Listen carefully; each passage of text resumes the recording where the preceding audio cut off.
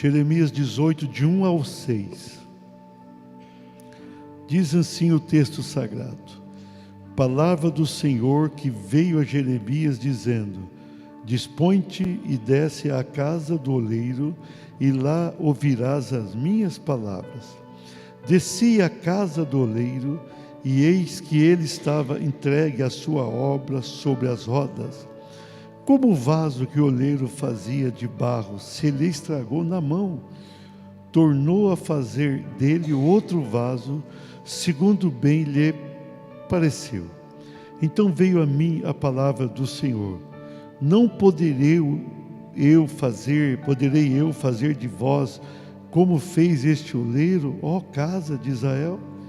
Diz o Senhor: eis que como barro na mão do oleiro, assim sois vós na minha mão, ó casa do oleiro. Sabemos que estamos nas mãos de Deus, e isto é bom demais, né? Nós precisamos estar nas mãos do Senhor. Nós precisamos estar sob o cuidado constante do Senhor. Nós sabemos que Ele nos fez lá atrás, mas agora nós também precisamos dEle. Na verdade, precisamos dEle sempre, precisamos dEle continuamente, precisamos dEle em todas as circunstâncias da nossa vida. Quando alguém está lá no hospital, precisa. Quem não está, precisa também. Você está com saúde, precisa. Você está com problema, precisa. Não está, precisa do Senhor. Nós precisamos aprender a confiar nesse Deus que nos criou, que nos fez, que nos formou e que pode nos abençoar. Aqui esse texto sempre dá para a gente fazer algumas ênfases nesse texto. O vaso do oleiro, o profeta Jeremias, ele vai profetizar num momento dramático. O povo de Israel vivia um momento muito difícil, pecado, longe da vontade de Deus, e Deus vai permitir o cativeiro do povo de Judá. Judá vai para o cativeiro. Os falsos profetas diziam: não, vocês não vão para cativeiro. Jeremias, usado pelo Senhor, ele transmite a palavra verdadeira, que aquele povo iria para o cativeiro, como foi, e vai ficar lá 70 anos no cativeiro babilônico. E ele aqui vai falar: o vaso do oleiro é uma aplicação para Israel, que cabe para a igreja e cabe para o mundo. Ele vai falar aqui que ele desce à casa do oleiro, e ele vai ver o oleiro trabalhando ali sobre rodas, trabalhando com a massa e fazendo ali seus vasos. E quando ele fazia um vaso se lhe estragou na mão, mas ele vai tornar a fazer outro vaso com aquele mesmo barro. E aí Deus usa o profeta para dizer: não poderei eu fazer de vós como esse oleiro fez? Não poderei fazer um outro vaso? É uma palavra, eu só fiquei nos 6 primeiros versículos, é uma palavra interessante, que mostra aqui o que Deus fez e o que Deus faz e o que Deus continua fazendo. Então mostra como Deus é interessado, até mesmo por aqueles que têm dificuldades, que se abatem e que se deixam estragar de vez em quando. Então Deus sempre pode fazer algo por nós. Vamos lá então, o base do texto, diga assim: vasos nas mãos do oleiro. Faça assim com a tua mão, diga assim: eu estou nas mãos do oleiro. Então, dispõe-te e desce à casa do oleiro, e ouvirás as minhas palavras. Descer à casa do oleiro era a palavra para Jeremias. Deus queria falar com ele e falar por meio dele acerca de algo substancial para aquele povo e agora para nós. Deus tem as nossas vidas, como eu disse, sob controle, mas Ele não nos força a isso. Nós não somos como bonecos ou como robôs. Ele jamais vai nos obrigar a ficar nas suas mãos. Mas pastor, ele não é soberano, ele pode fazer, determinar. Pode, mas ele não faz. Jamais você será obrigado a fazer qualquer coisa que não queira, ainda que seja algo ruim. Vasos nas mãos do oleiro. Diga assim: somos vasos feitos pelo oleiro. Versículo 3: desci à casa do oleiro e eis que ele estava entregue a sua obra sobre a roda. Aqui, primeiro momento, o profeta, ele vai chegar à casa do oleiro, ele vai ver o oleiro trabalhando, fazendo o vaso, ou trabalhando, ele estava entregue à sua obra. Ele tinha feito o vaso, ele estava ali trabalhando naquele vaso, ele estava exercendo o seu ofício, Nós um dia fomos feitos pelo Senhor. Essa alegoria é muito interessante, que tem muito a ver com a nossa criação. Nós fomos feitos do pó da terra. O ser humano foi feito do pó da terra. Deus ali fez um barro, fez ali, podemos dizer, um tipo de um boneco, criou, imagino eu que caprichou bem, e depois ele vai soprar o fôlego de vida. O diferencial é o fôlego de vida que ele sopra, né? As outras criaturas têm o instinto, porém não têm a alma. E quando ele vai soprar o fôlego de vida, ele vai passar para nós uma vida totalmente diferenciada de qualquer outra criatura. Por mais que os homens tentem ligar o ser humano a um animal, por mais que tente fazer isso, incorre no erro grande. Nesses 6.000 anos aproximados de história que se tem conhecimento, não há nenhum registro que demonstre que a Terra tem mais do que isso.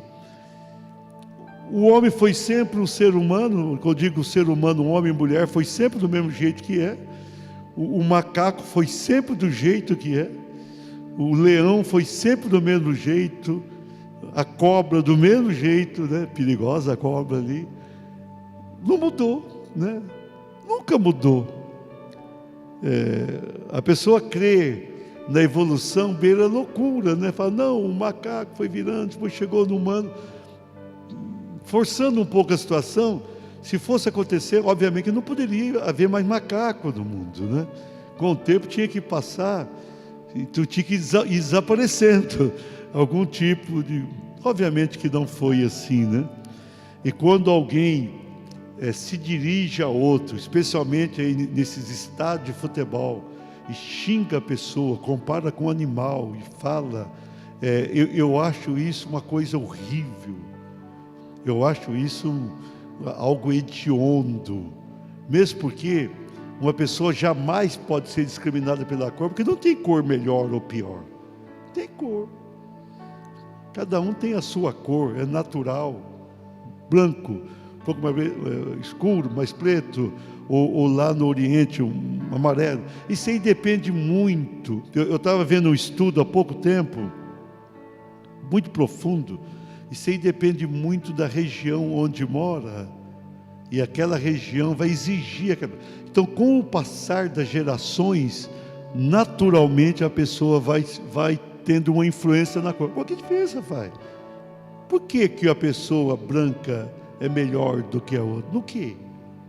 No que é melhor? Nada. Por que a pessoa é considerada superior? Absurdo. Quando a gente vê o maior atleta de futebol do mundo, morreu há pouco tempo, né? Era uma pessoa preta, excelente. O maior lutador de boxe também.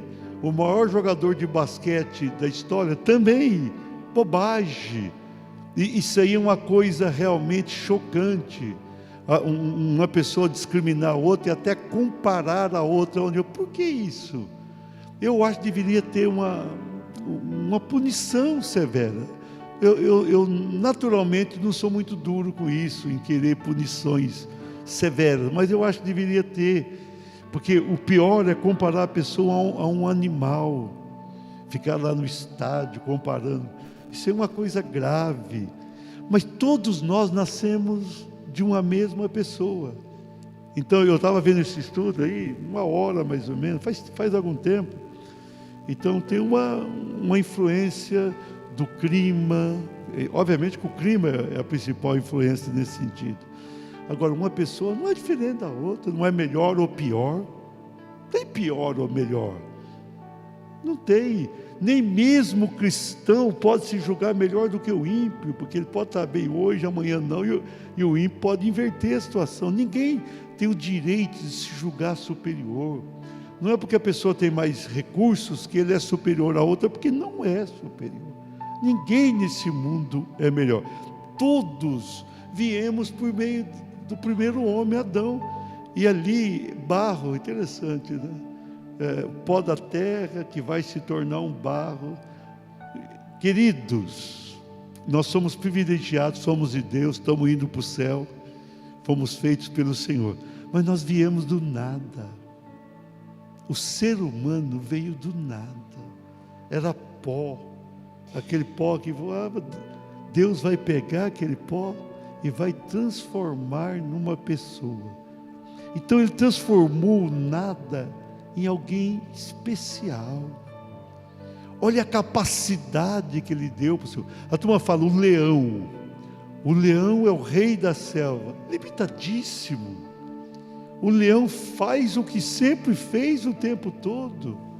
O elefante pode ser ali muito forte, mas apenas o seu instinto pode conduzi-lo. O ser humano, olha o que o ser humano já fez e continua fazendo. O ser humano começa lá, você já viu um cachorro, 2 cachorros acendendo fogo com 2 pedrinhas? Nem isso consegue fazer, nem isso. O ser humano vai criando, né? Você vê o smartphone, tem hora que a gente fala mal, mas é incrível, né? Eu estava brincando com alguém semana passada, e agora vai sair um aparelho agora, que é um tipo de o Felipe já vai comprar essa, viu, Léo? Um tipo de um óculos assim, que é um aparelho, tem um evento que vai sair dentro de 1 ano, a Apple está lançando. Você vai conseguir acessar tudo, sem um aparelho na mão, você vai interagir. Estou até na fila dessa aí também. É interessante como o homem vai fazendo coisas diferentes. Quando eu estou viajando de avião, eu fico pensando, como é que o homem foi capaz de inventar isso aqui?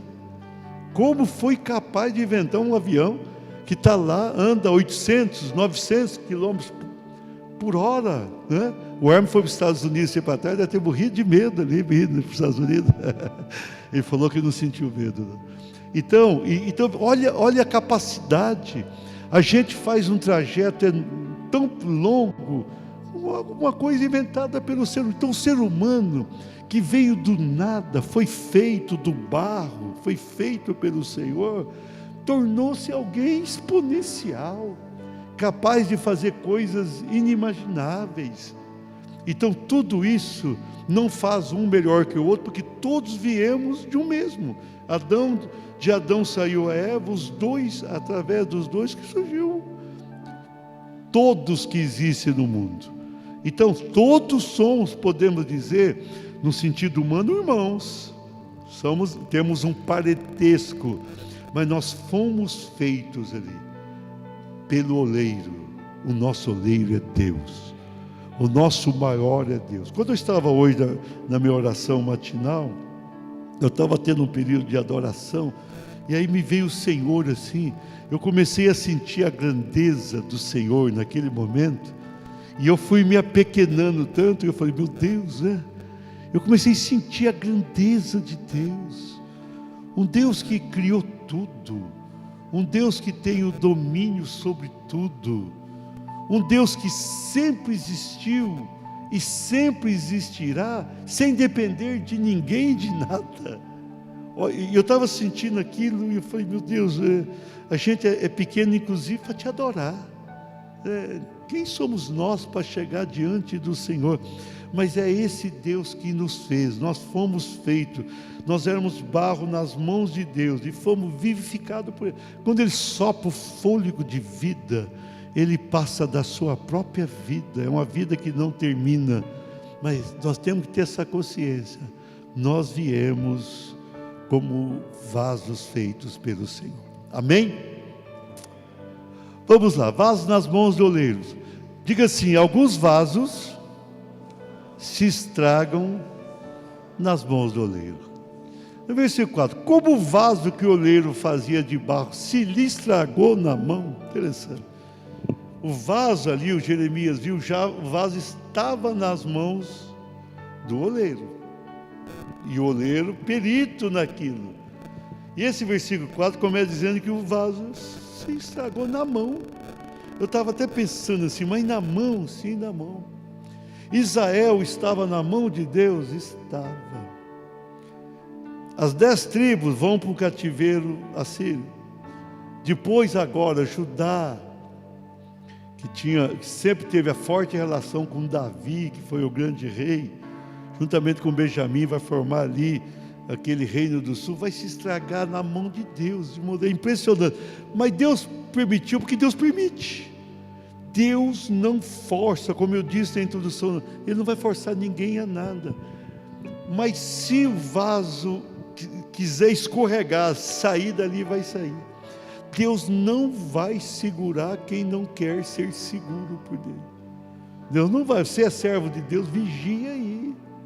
Ah, pastor, eu já estou salvo, não vai me acontecer nada. Pode acontecer. Pode acontecer. Pode acontecer. Tem aquela série sobre Jesus, é triste ver o Judas, eles arrumaram o Judas ali, inteligente, na série, né? E aquele Judas já foi Moisés na outra série. Eu falei, meu Deus, o cara saiu de capeta para anjo de Deus. Ou o contrário, eu não sei qual série foi feita primeiro, mas ele estava na mão do Senhor. Um dia Jesus sabia que era Judas, mas chegou a curar no nome do Senhor. Ele fez coisas lindas, Judas. Quando saiu de 2 em 2, eles curaram, Judas estava junto com a turma. E não só isso, outros se estragam, né? Nós vemos lá Paulo dizendo, Demas está aqui, daqui a pouco foi, Demas amou o presente século, e isso foi embora. É assim, a pessoa pode se estragar, mesmo estando com Deus, mesmo estando coleiro, pode se deixar receber alguma coisa que vai estragar o vaso. Começa a receber algum entulho, alguma coisa assim, que começa a entrar e o vaso fica estragado. O oleiro, quando está fazendo o vaso, não pode ter nenhuma impureza. Se tiver alguma coisa, isso quebra, o oleiro quebra e faz. Uma vez eu fui pregar a inauguração da nossa igreja em Presidente Venceslau, uma igreja grande, nós temos lá uma igreja muito grande. Fui inaugurar o templo, o pastor João deve conhecer bem, ele era de lá, e lá, ele colocou ali o negócio do oleiro, interessante na inauguração, e fazendo o vaso, durante o culto aquele ali, eu fiquei bem curioso, me aproximei, né, e aquilo é muito precioso na hora que está fazendo, não pode ter uma impureza. Se tem impureza, o que ele faz ali? O oleiro quebra, derrete, faz tudo de novo. Então, a impureza estraga o vaso, a impureza estragou Judá. Judá, quando a gente olha para a história, era um povo muito separado. Judá era o melhor de toda a nação de Israel, que Deus separa, e não teve jeito. Teve que amargar o cativeiro babilônico. Por quê? Porque se deixou estragar. Se estraga com o tempo, escapa, quebra. Quando quebra, aí piorou, né? Um vaso é muito bonito, o vaso quebrado atrapalha até o lugar onde estava. Então nós precisamos cuidar para não nos deixarmos estragar. Se é vaso nas mãos do oleiro, continue, cuide. Você está com Deus. Na mão do oleiro, Satanás não te toca. Não te toca. Enquanto você está sob o controle de Deus, o inimigo não te toca. Homem algum pode te tirar da mão de Deus. Só você pode se deixar estragar isso aí. Só você pode perder a bênção. Você pode. Eu deixei Deus porque alguém... Não é verdade. Alguém pode vir contra você, mas não tem essa capacidade de tirar você da mão de Deus. Ninguém. Nem demônio de Satanás, ninguém pode fazer isso. porque Deus é maior e tem o controle. Amém?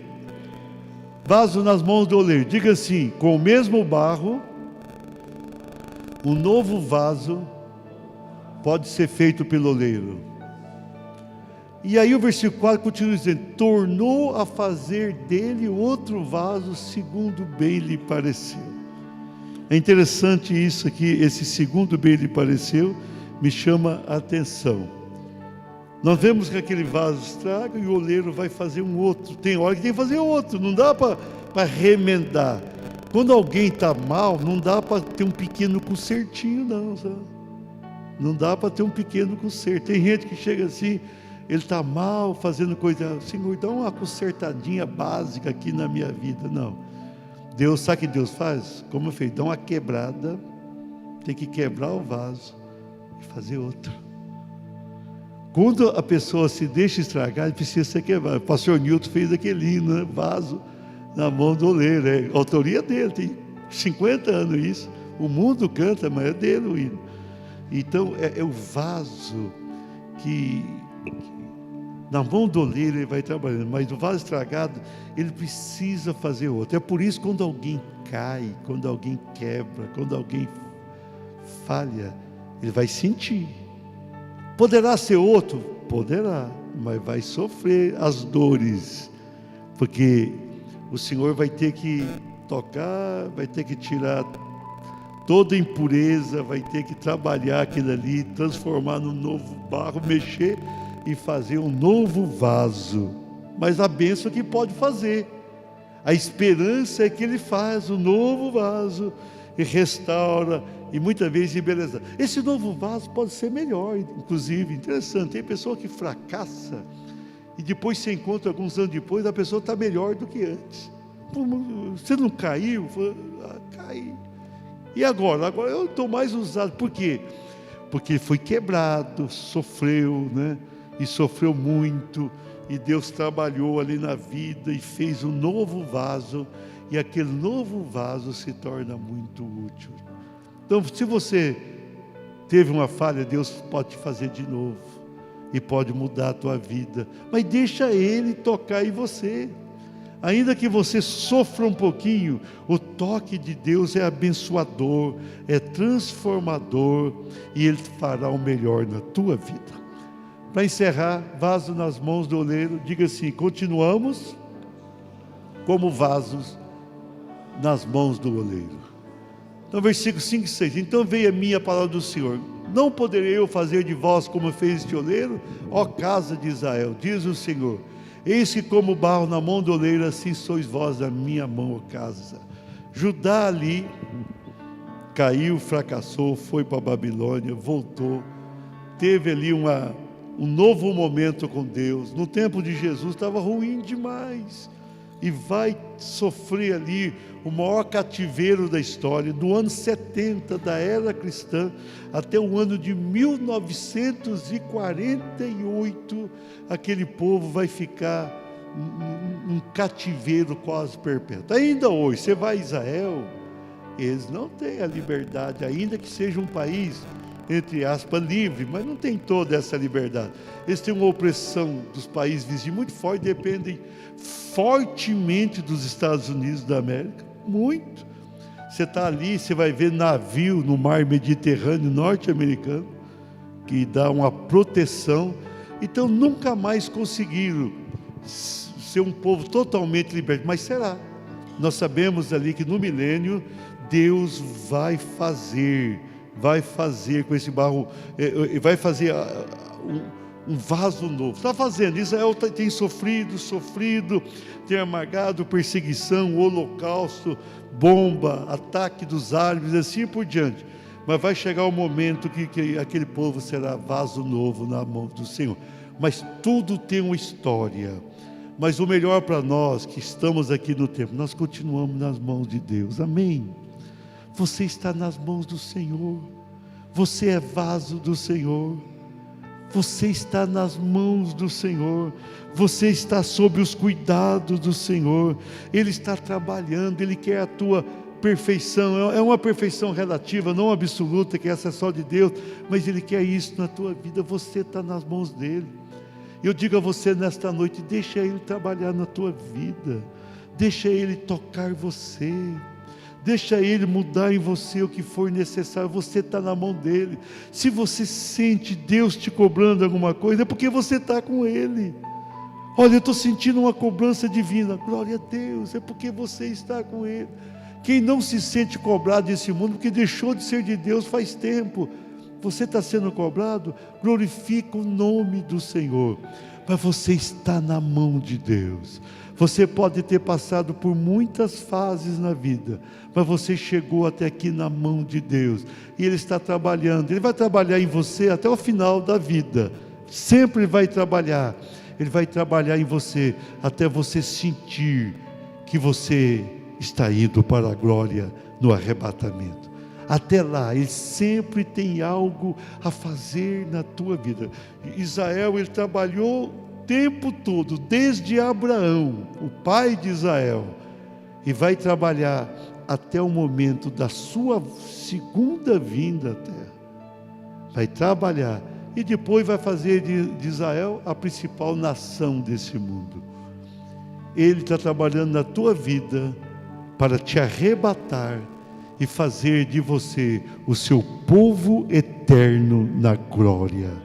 Nós somos vasos nas mãos do oleiro. Amém?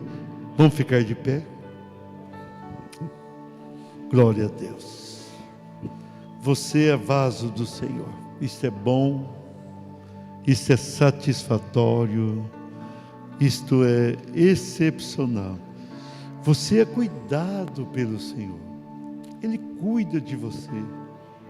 Pastor, eu não me sinto cuidado. Ele cuida de você.